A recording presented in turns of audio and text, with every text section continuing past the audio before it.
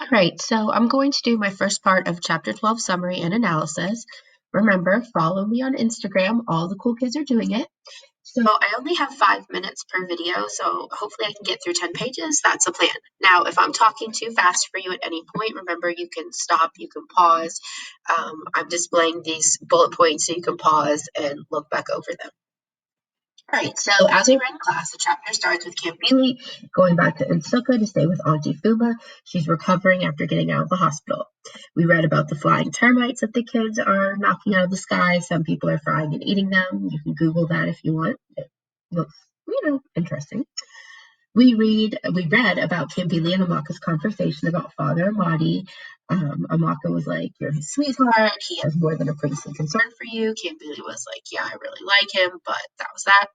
Then Amaka asked if Papa was the reason Kambili was hospitalized. Kambili said yes, and then she ran to the restroom. We got really excited. You go, girl, Women's History Month, because this showed a change. Kambili actually opening up and talking about what happened to her. All right. Then right after that, the lights go out that night. So the university doesn't have running water, they don't have gas in town, they don't have electricity. We need to remember that there was a military coup, and so things are chaotic in Nigeria. It's hard for me to type and talk, so I'm going to try not to do that, but I'm going to add this note in here.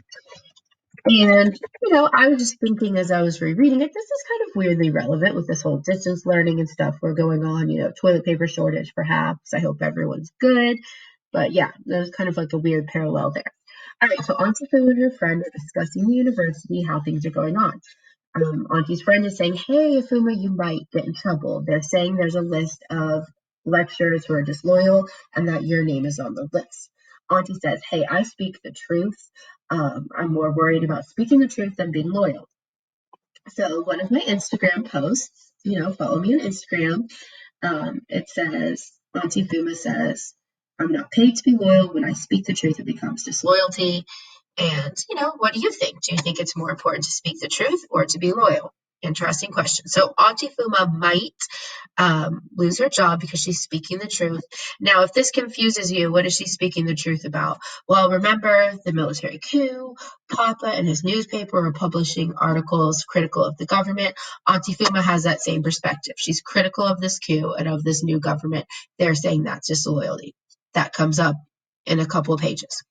All right, so then Kambili goes to the stadium with Father Amadi. Amaka doesn't go, no one else goes. It's just her and Father Amadi. He's coaching boys playing soccer again. And while she watches him coaching the boys, she thinks about Auntie Fuma and how she raised her kids.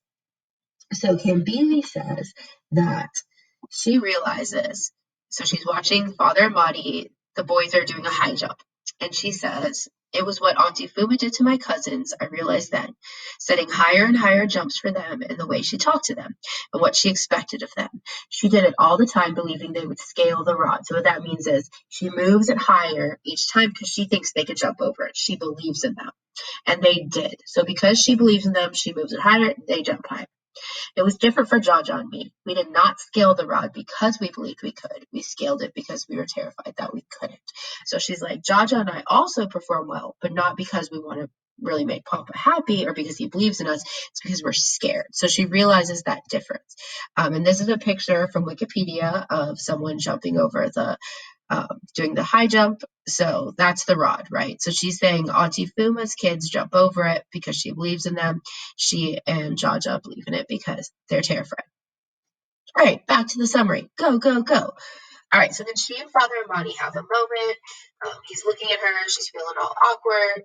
And he says, "Hey, I'm going to take you to have your braids redone." And she remembers that when she was in the hospital, Mama did her braids really loosely because she didn't want to hurt her because of all the headaches.